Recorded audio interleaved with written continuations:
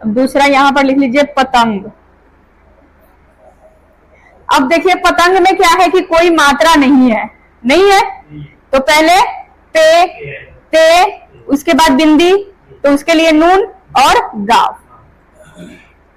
तो पे, ते, नून और गाफ। आपको गिन के घर बनाना है, एक पे के लिए, दूसरा ते के लिए, तीसरा नून के लिए, उसके बाद गाफ। ठीक है पतंग? जैसे आप हिंदी लगाते हो पतंग में या पंजाबी में लिखे तो उसमें लिपि आता है।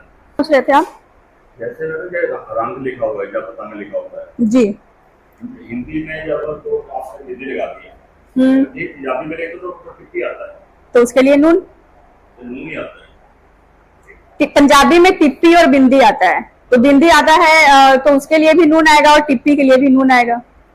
जैसे आप सिंह लिखते हैं, सिंह लिखते हैं, जैसे आपका शेर सिंह है, तो उसमें क्या आ गया, सिंह में टिप्पी आ गया, तो वहां पर नून लगेगा।